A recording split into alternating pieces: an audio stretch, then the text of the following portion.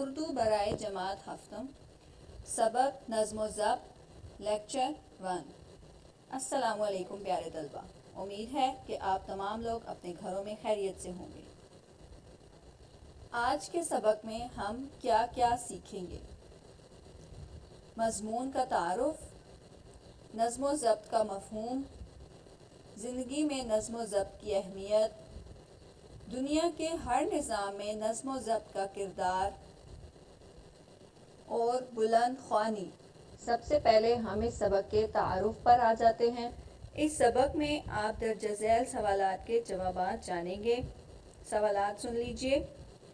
نظم و ضبط کن دو الفاظ کا مجموعہ ہے اور اس کا کیا مطلب ہے؟ حسن ترتیب کا دوسرا نام کیا ہے؟ نظم و ضبط پر عمل کرنے کے کیا فائدے ہیں اور نظم و ضبط پر عمل نہ کرنے کے کیا نقصانات ہیں؟ زندگی کے کون کون سے شعبوں میں نظم و ضبط کی پابندی ضروری ہے؟ کیا نظام کائنات بھی نظم و ضبط کے تحت چلتا ہے؟ کیا پرندے، جانور اور حشرات الارض بھی نظم و ضبط کا خیال کرتے ہیں؟ ہمارے دین اور عبادات میں نظم و ضبط کی مثالیں کون کون سی ہیں؟ ایک طالب علم کی زندگی میں نظم و ضبط کی کیا اہمیت ہے؟ کھیل کے میدان میں نظم و ضبط کا کیا کام ہے؟ نظم و ضبط کے متعلق ہماری بدقسمتی کیا ہے؟ دنیا کے عظیم لوگوں نے کیسے کامیابیاں حاصل کی؟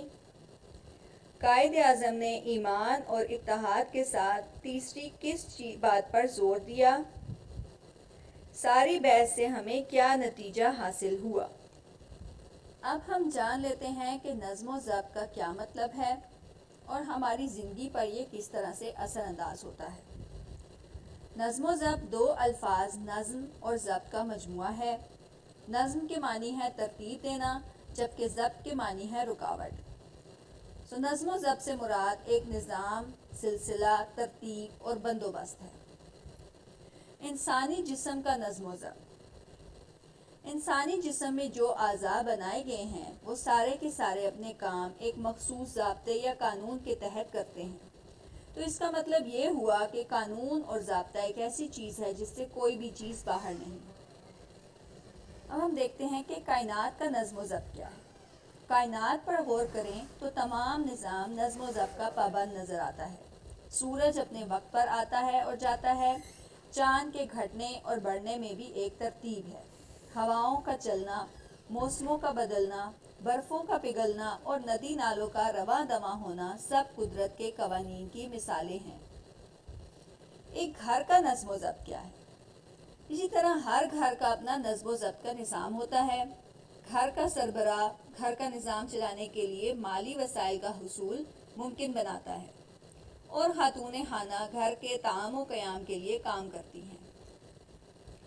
اسلام کا نظم و ضبط کیا ہے؟ اسلام اپنے اندر ایک مکمل ضابطہ حیات رکھتا ہے۔ انسان کی تربیت اور ہدایت کے لیے اللہ تعالیٰ نے اپنے انبیاء بھیجے۔ ارکان اسلام میں بھی نماز، روزہ، زکوٰۃ اور حج جیسی عبادات کو ایک قاعدے اور وقت کے مطابق ادا کرنے کا حکم ہے۔ حدیث مبارکہ ہے، حضور پاک صلی اللہ علیہ وآلہ وسلم کا ارشاد ہے کہ اللہ تعالیٰ تمہارے کسی بھی کام میں یہ پسند کرتا ہے کہ اسے عمدگی اور سلیقے سے کیا جائے۔ قائد اعظم نے نظم و ضبط کے بارے میں کیا کہا؟ قائد اعظم نے قوم کو اتحاد، یقین اور تنظیم کا عظیم سبق دیا۔ اگر ہم اپنے وطن پاکستان کو ترقی یافتہ قوموں کی صف میں دیکھنا چاہتے ہیں تو ہمیں اپنی صفوں میں اتحاد پیدا کرنا ہوگا۔ یاد رکھیے، سائنس ایک منظم علم ہے اور دانائی منظم زندگی۔ امید ہے نظم و ضبط کا مفہوم آپ کو اچھی طرح سمجھ آ گیا ہوگا۔ اب آپ کتاب کا صفحہ نمبر 18 کھولیے۔ میں ہر صفحے کی بلند خوانی کروں گی، مشکل الفاظ کے معنی بتاؤں گی اور کچھ سوالات پوچھوں گی جن کے جوابات آپ نے خود اس صفحے کے اندر سے ڈھونڈ کر اپنی کاپیوں پر لکھنے ہیں۔ تو شروع کرتے ہیں۔ سب سے پہلے صفحہ 18 کے خاص الفاظ اور ان کے معنی اور سوالات سن لیجئے۔ پہلا لفظ ہے نصب العین۔ नस्बुल ऐन का मतलब होता है असली मकसद, मफादात, फ़ायदे, हुस्न तरतीब, सलीके से कोई काम करना, बरअक्स, उल्टा, शिआर, तरीका, इंतशार, बदनज़मी फैलना, दलील, सबूत,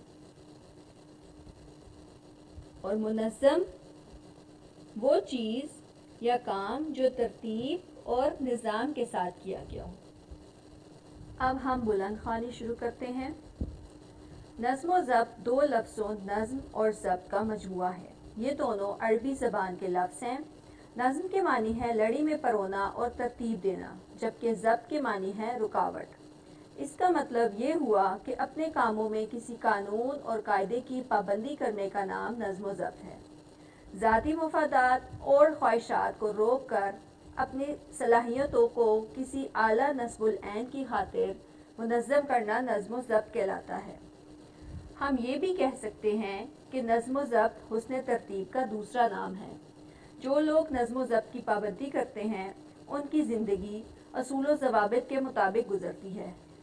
उनके हर काम में एक सलीका और तरतीब नज़र आती है। उसके बरअक्स वो लोग जो नज़्म व ज़ब्त से आरी होते हैं उनकी ज़िंदगी में किसी कायदे या कानून की पाबंदी नज़र नहीं आती। ऐसे लोगों की ज़िंदगी बेसलीका और बेतरतीब गुजरती है। ज़िंदगी के हर शोबे में नज़्म व ज़ब्त की पाबंदी ज़रूरी है। वो लोग जो नज़्म व ज़ब्त को अपना शिआर बनाते हैं उनकी ज़िंदगी सुकून से गुजरती है, जबकि नज़्म व ज़ब्त की परवाह न करने वालों की ज़िंदगी बेसकूनी और इंतशार का नमूना पेश करती है। ज़िंदगी में वही लोग कामयाब होते हैं जो अपने काम की मंसूबाबंदी करते हैं और वक्त को बेहतरीन अंदाज में सर्फ करते हैं। नज़्म व ज़ब्त के बगैर ज़िंदगी में कोई कामयाबी हासिल नहीं की जा सकती। नज़्म व ज़ब्त की पाबंदी कामयाबी की दलील है।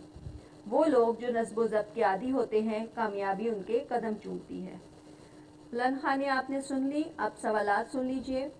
नज़्म व ज़ब्त का क्या मफ़हूम है?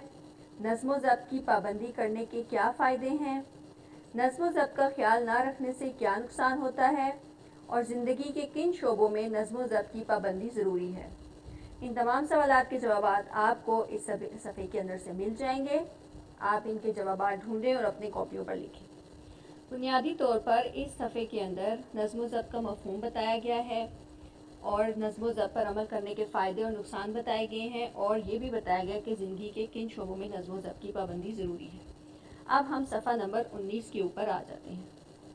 सफ़ा नंबर 19 पर मौजूद ख़ास अल्फाज के मायने देख लीजिए। पहला लफ्ज़ है तग़य्युर व तबद्दुल। तग़य्युर व तबद्दुल का मतलब होता है अदल बदल, बदलना। अगला लफ्ज़ है निज़ाम फ़ितरत, कुदरत का निज़ाम। हशरातुल अर्ज़, ज़मीन पर रेंगने वाले कीड़े। कार फरमाई, अमल करना। पंजगाना, 5 वक्त की। औकात, वक्त की जमा। खिलाफ वर्जी, मुखालफत में काम करना। अब हम सफ़ा नंबर 19 की बुलंद ख़्वानी कर लेते हैं। अल्लाह ताला का पैदा किया हुआ निज़ाम कायनात अपने अंदर एक ख़ास तरतीब रखता है। सूरज का हर सुबह वक्त मुकर्ररा पर मशरिक़ से तलू होना और वक्त मुकर्ररा पर मगरिब में ग़रूब हो जाना नज़्म व ज़ब्त की उम्दा मिसाल है। चाँद के घटने बढ़ने में भी एक तरतीब दिखाई देती है। इसी तरह मौसमों का तग़य्युर व तबद्दुल भी हमें नज़्म व ज़ब्त सिखाता है। इस निज़ाम फ़ितरत से इंसान को सबक मिलता है कि वो भी अपने हर काम में हुस्न तरतीब से काम ले। परिंदे, जानवर और हशरातुल अर्ज़ भी नज़्म व ज़ब्त का ख्याल रखते हैं। दिन भर दाना चुगने के बाद जब परिंदे शाम को वापस अपने घोंसलों में जाते हैं तो एक ख़ास तरतीब से उड़ते हैं।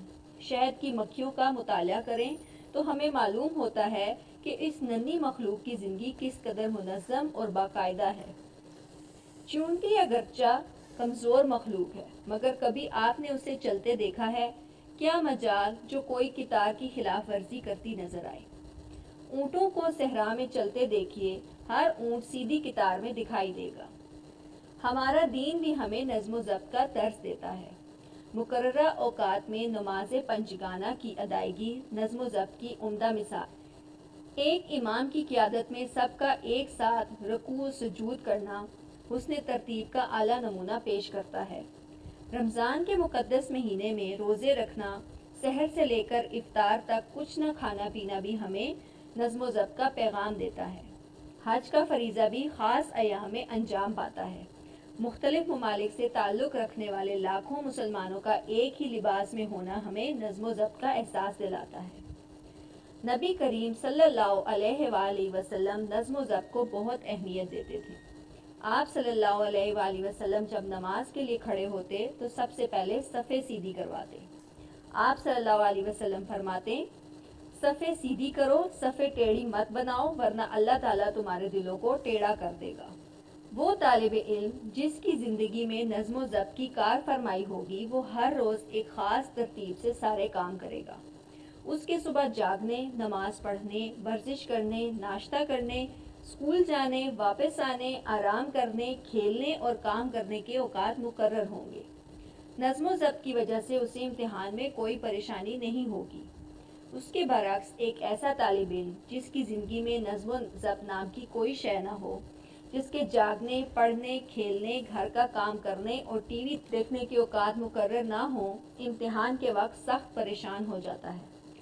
सफ़ा नंबर 19 की पढ़ाई हमने कर ली। इस सफ़े के अंदर हमें निज़ाम कायनात के नज़्म ज़ब्त, परिंदे, जानवर और हशरातुल अर्ज़ के नज़्म ज़ब्त और इस्लाम के नज़्म ज़ब्त, हज़ूर सल्लल्लाहु अलैहि वसल्लम की हदीस और एक तालिब इल्म के नज़्म ज़ब्त के बारे में बताया गया है। मैं आपसे सवालात पूछती हूँ जिनके जवाब आपने ढूंढने हैं। निज़ाम कायनात की कौन कौन सी चीज़ें हमें नज़्म ज़ब्त सिखाती हैं? हमारा दीन इस्लाम हमें किस तरह नज़्म ज़ब्त की तालीम देता है? और एक तालिब इल्म बेहतर मंसूबा बंदी से अपने शब व रोज़ किस तरह संवार सकता है? अब हम सफ़ा नंबर 20 पर आ जाते हैं और ख़ास अल्फाज के मायने जान लेते हैं। पहला लफ्ज़ है तरजीह। तरजीह मतलब बरतरी देना या फोकियत देना। अमलदारी, हुकूमत करना। सुरखरू, कामयाब। पासदारी, लिहाज करना। धक्कमपीर, धिक्के पे धिक्का लगना।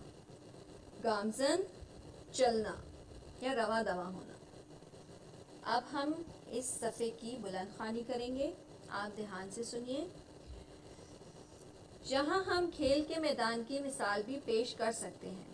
वो टीम जो बेहतर नज़्म ज़ब्त का मुज़ाहिरा करती है, जिसके खिलाड़ी टीम के मुफाद को अपने ज़ाती मुफाद पर तरजीह देते हैं, वो हमेशा कामयाब और सुरखरू रहती है। उसके बरक्स नज़्म ज़ब्त से महरूम टीम के मुकद्दर में शिकस्त लिख दी जाती है। बदकिस्मती से हमारे यहाँ बाज़ औक़ात बदनज़मी के मनाज़िर देखने को मिलते हैं। ऐसा करने वाले अपने लिए भी मुश्किलात पैदा करते हैं और दूसरों को भी मुसीबत में डाल देते हैं। मिसाल के तौर पर, लोग बस स्टॉप या रेलवे स्टेशन पर खड़े बस या गाड़ी का इंतज़ार कर रहे होते हैं।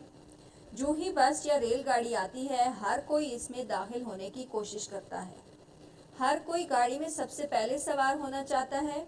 बहसो तकरार होती है, धक्कमपीर होती है। अगर ये लोग आपस में उलझने की बजाय नज़्म ज़ब्त से काम लेकर कितार बना लेते तो कितनी आसानी होती। दुनिया के अजीम लोगों की ज़िंदगी का जायज़ा लें तो हमें मालूम होगा कि इन अजीम हस्तियों ने नज़्म ज़ब्त को सख्ती से अपनाए रखा। नज़्म ज़ब्त की पाबंदी के बायस उन्हें कामयाबियाँ मिली। हमारे अजीम कायद मोहम्मद अली जिन्नाह की ज़िंदगी नज़्म तरतीब की बेहतरीन मिसाल है। आपने अपने एक फरमान में इत्तेहाद और ईमान के साथ जिस तीसरी बात पर जोर दिया, वो यही नज़्म ज़ब्त है। हमें कायद आज़म के इस फरमान पर दिलो जान से अमल करना चाहिए कि अगर हम इत्तेहाद, ईमान और नज़्म ज़ब्त को अपना रहनुमा बना लें तो आज भी हम अपना खोया हुआ वक़ार और इज़्ज़त पा सकते हैं। याद रखिए, अगर हम खुद को कामयाब इंसान देखना चाहते हैं और अपने प्यारे वतन पाकिस्तान को तरक्की के रास्ते पर गामज़न देखने की ख्वाहिश रखते हैं तो हमें हर हाल में कानून की अमलदारी यकीनी बनाना होगी। हमें कानून की पासदारी करनी होगी। हमें ज़िंदगी के हर मरहले में नज़्म ज़ब्त का सबूत देना होगा। इस सफ़े की बुलंद ख़्वानी में हमने ये जाना कि खेल में नज़्म ज़ब्त का मुज़ाहिरा कैसे किया जा सकता है اور نظم و ضبط پر عمل نہ کرنے سے ہمیں کیا کیا نقصان ہوتے ہیں، اور دنیا کے عظیم لوگوں کی زندگی میں نظم و ضبط کے کردار کے بارے میں جانا، اور کامیاب انسان بننے کا راز جانا۔ اب میں آپ سے سوالات پوچھتی ہوں۔ کھیل کے میدان میں کیسے نظم و ضبط کا مظاہرہ کیا جا سکتا ہے؟ کتار بنانے کا کیا فائدہ ہوتا ہے؟ دنیا کے عظیم لوگوں کی کامیابی کا کیا راز ہے؟ قانون کی عملداری سے کیا مراد ہے؟ ہمیں کامیاب انسان بننے کے لیے کیا کرنا چاہیے؟ امید ہے کہ آپ کو نظم و ضبط کا مفہوم، اس کے فائدے اور نقصانات، اور ہماری زندگی میں اس کی اہمیت، مختلف شعبوں میں اس کی اہمیت، نظام کائنات میں اس کی اہمیت، عبادات میں اس کی اہمیت کے بارے میں بہت اچھی طرح سے اندازہ ہو گیا ہوگا۔ اب آپ نے یہ کام کرنا ہے کہ جو مشکل الفاظ اور ان کے معنی آپ کو بتائے گئے ہیں ان کو اپنی کاپیوں پر لکھیں اور یاد کریں، اور اس کے علاوہ جتنے آپ سے سوالات پوچھے گئے ہیں ہر صفحے کی بلند خوانی کے بعد ان سوالات کے جوابات ڈھونڈیے اور ان کو بھی اپنی کاپیوں پر لکھیے۔ اپنا بہت سارا خیال رکھیے گا۔ اللہ حافظ۔